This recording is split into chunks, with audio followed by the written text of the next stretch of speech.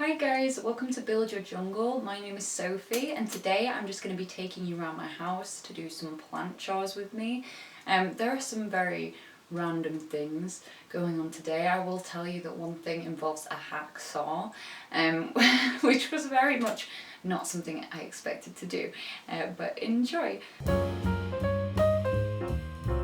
These little guys, they are actually doing fine despite what this looks like, but what has happened is this very old soil that I potted these in so long ago that it's not even got perlite in has become compacted, so we've got the very small root system of these succulents. These are jade plants, by the way, but it's become compacted, so we've got the bottom part that is just compacted useless soil, and then these bits which have separated where the roots are, and it's just because it happens over time if you don't aerate the soil and stuff. I think it's also because they have such shallow root systems, this seems to happen sometimes more often in cacti and succulents. So just a simple soil change out is what's going to happen right now. I hope you can't see my pyjama bottoms, but if you can, you know, who cares? So I'm just going to carefully remove this old gross soil, which it's actually like this. I feel like this is similar to mossware. Well, actually that is so not true, because when you're trying to remove, when you buy, if anyone's ever bought like a plant from it, well, I'm sure we all have, when you buy a plant from a nursery and you get back, it's like sopping wet and you're trying to remove the soil so that it doesn't rot, and it's just stuck to it because it is so wet. As you can see, these are such delicate little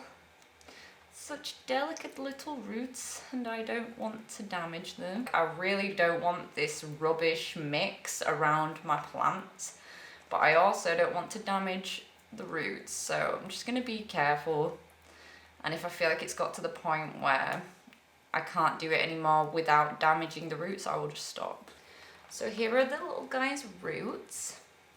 I like this one because they're attached together, but it's like its little baby. Right. Oh, that's what we like. Much easier to do it when that happens. And you know what? I forgot to turn the heating off, and I'm just so hot right now. Right, I'm not going to pull this off this one anymore because that is quite stuck, and I've just noticed that this node kind of area, it's not even really, well, it's like an internodal area between the node and this leaf, but there's a little cute root coming out of there, which that's quite cool. We don't want you, gross soil. Got the little pots back in the box. Just put some in the bottom, more than you would for any other plant, because these guys got some shallow root system.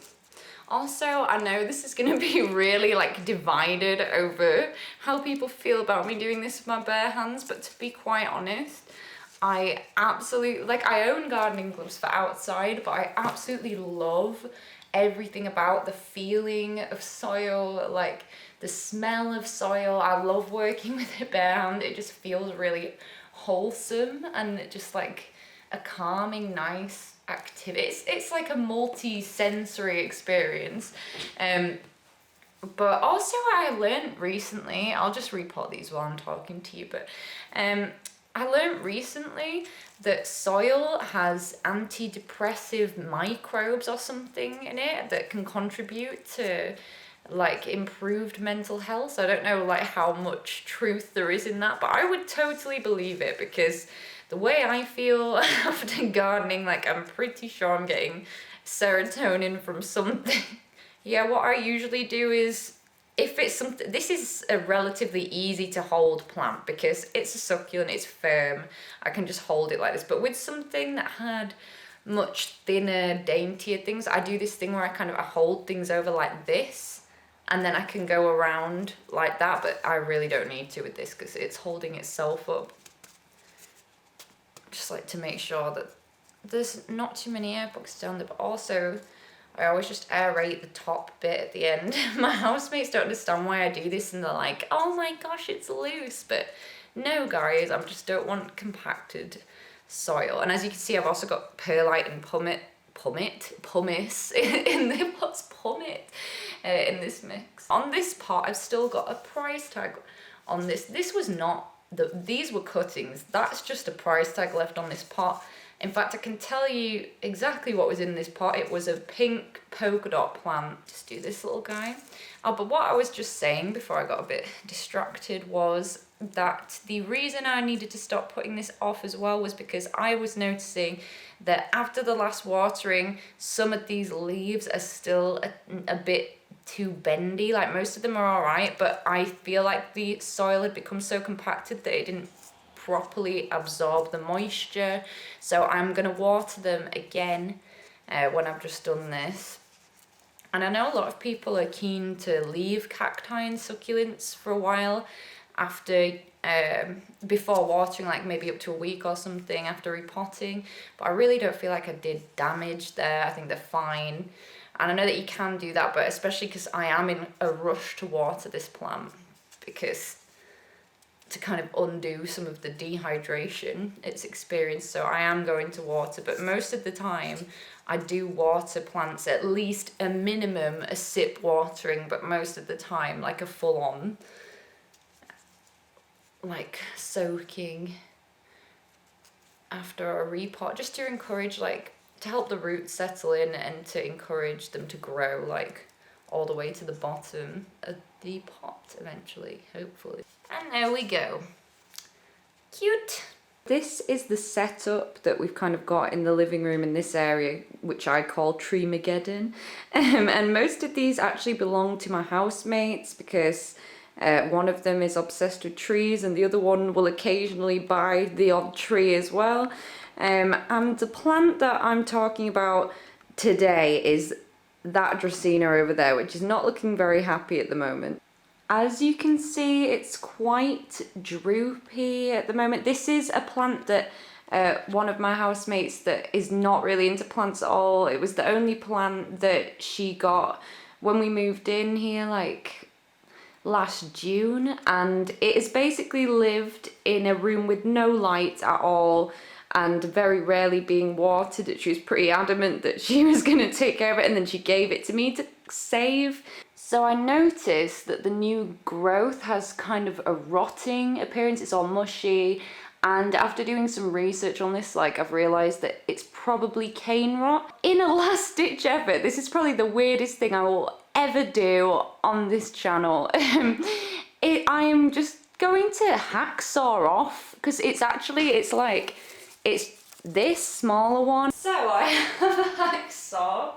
I really never thought that I would do this, but oh gosh, right, let's just see, because if there's a chance, oh god, has anyone ever done this before? Oh my god, I hate this.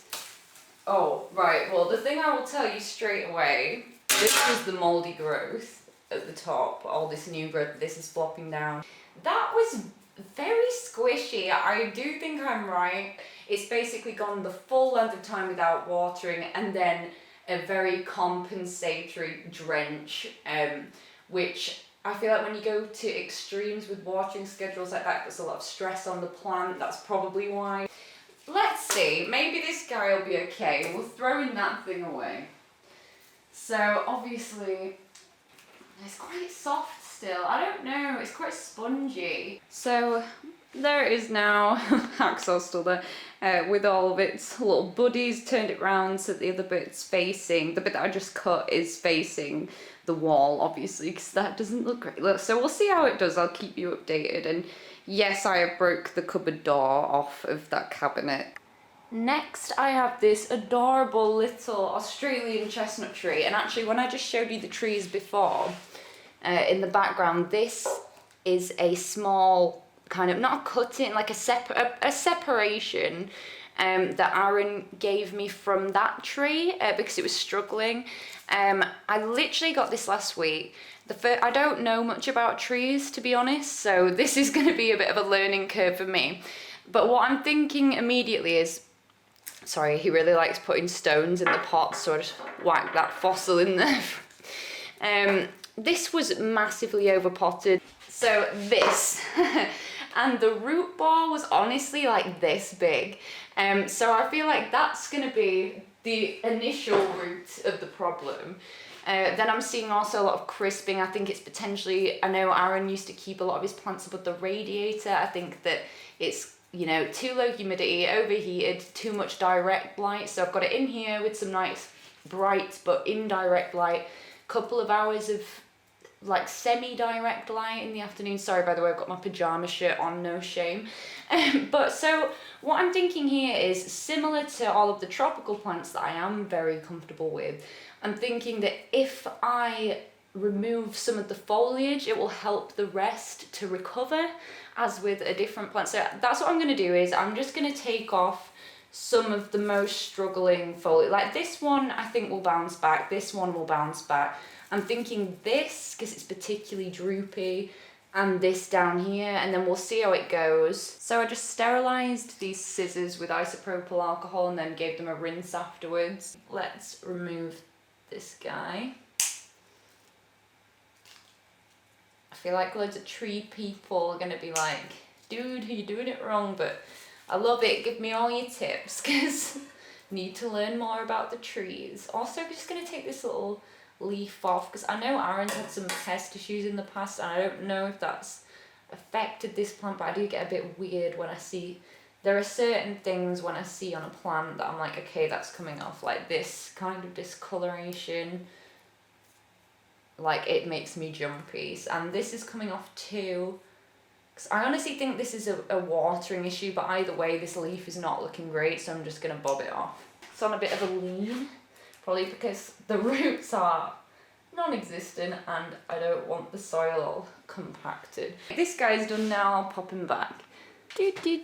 Back with your mum.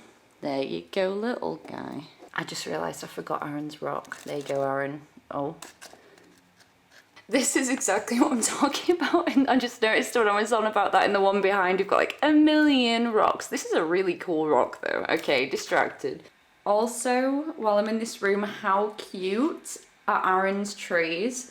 Like, he just loves trees, and I just particularly, like, I'm more of a philodendron person, and like, you know, the more tropical things, but he's really into like bonsai and stuff, and he's got this cute little ficus back there, which I love. And then he's kind of got into these rubber plants as well. I got him that one, the Ficus Tineke on the right, the pink one. Except that cactus garden is actually mine, because that's actually stock for my shop. But it's here because it gets some good sun right here. And I was just saying to Harriet this morning, how cute is this little pot that Aaron has? I love this. I actually saw this and I thought that it was like a type of peperomia, or that it was going to be a type of peperomia, because I don't know, it just, the structure, the growth pattern, the leaves, it just feels really peperomia-y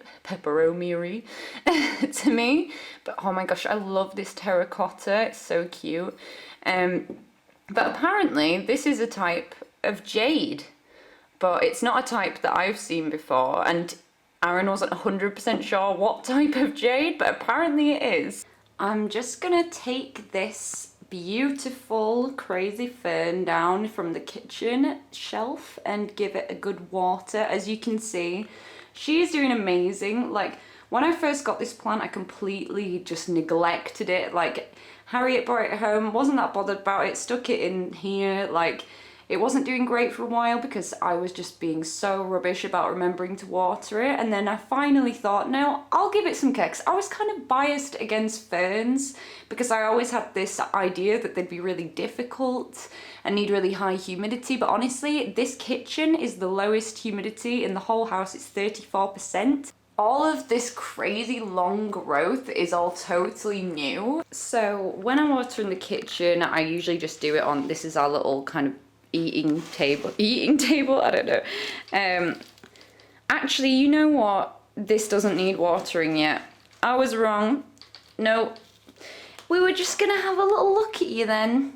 I always just let my prop boxes air out for a few hours a day, just to avoid mold and, you know, just to let it air out. I feel like it's self-explanatory. So I'm just going to do this and then I'll leave them open for a few hours and then come back and close them later. This is a rehab prop box. I'm definitely going to do a proper full-on prop box update video at some point. I just wanted to that's a rehab one. I've got some Verrucosum in there and I am so excited about this, guys. Wait. Baby Verrucosum grown from a wet stick. I love it so much. I'm so excited to see the second leaf. And there are quite a few hidden among the moss in here, but my favourite is that Splendid. I am obsessed. It's my first Splendid and it is beautiful. When something is too big to fit in one of my prop boxes, I'll often just stand it up in a container and kind of the same thing as if you were air layering something, where I just wrap it in sphagnum and then I also wrap cling film around it to keep it more moist, because I really find that when you have the potting medium as just sphagnum in an open container, it dries out like crazy, especially with Hoya. So I like this method better, and I'm just going to check the dampness of the the moss, and see if I need to give it a bit of a, I think, definitely. So with these, there's two situations. There's this, which I just call a top up. So I'm just going to do a tiny little bit of my fertilizer water, and then in a second, which I can't do while I'm holding this, but in a second I will just kind of move the moisture around the moss with my fingers and make sure everything's all not too wet and evenly moist and stuff. So now that's sorted and rewrapped, and I'll just stand it back up in that yogurt pot. And I don't know if I said this, by the way, this is Hoya pubicalis. This is a really random fast plant shot. I was just filming another video and I knocked this. I was just saying how this was not rooting as well as that one, and I knocked it out, which I've been doing way too much, so I'm quickly just going to stick this back in the same leca. And this bowl is clean, but I just went between a leca video that I was also filming and just used it for that, so it is fine. See, look how good those roots are. That's what I want these ones to do. Alright.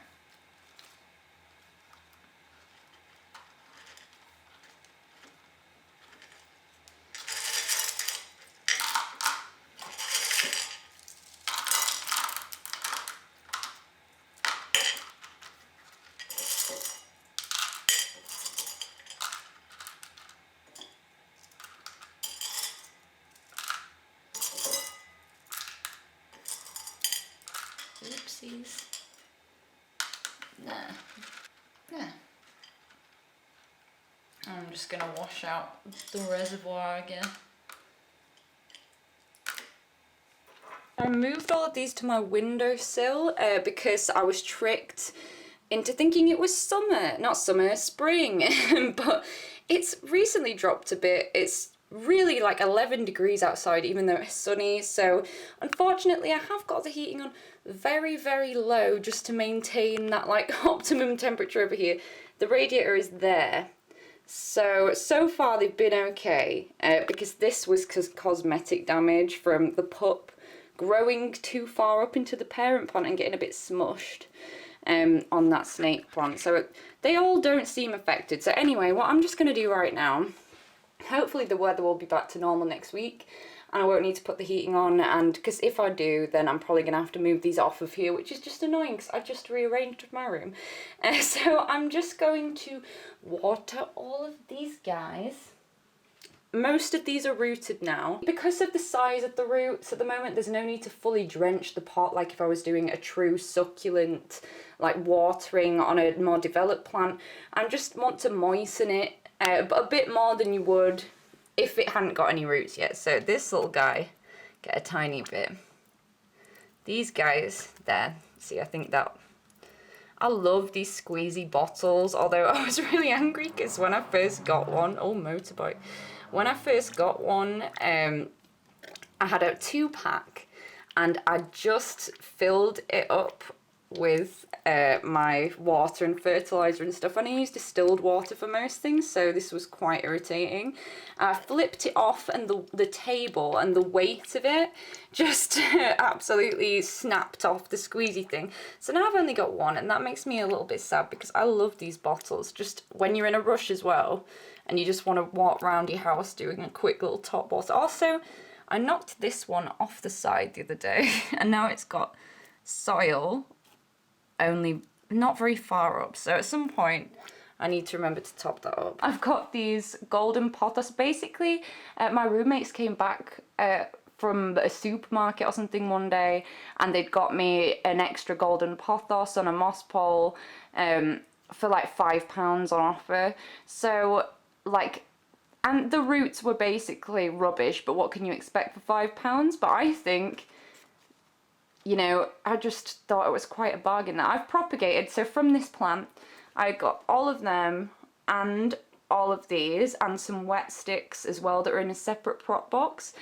So I'm waiting for these to root. But my point for right now is I'm going to just change the water. I think you can see that it's just started rooting. So actually, yeah, I will add a tiny drop of my fertilizer water in with the rest of the water at the end, but I'm not going to full on fill it up with fertilizer water for a propagation because that's just too much in my opinion. So the easiest way, instead of just taking them out all individually, I just get them in a bunch, get them in my hand, and now I'm going to go wash out this vessel, and then I'll pop them in fresh water, and that's it. Right, so that's all in fresh water now, and I'm just going to add a little bit of fertilizer water as well, and I'll go do the other one. These are basically the base cuts from that plant, and I left these soil roots on because I decided to do this in the middle of the night.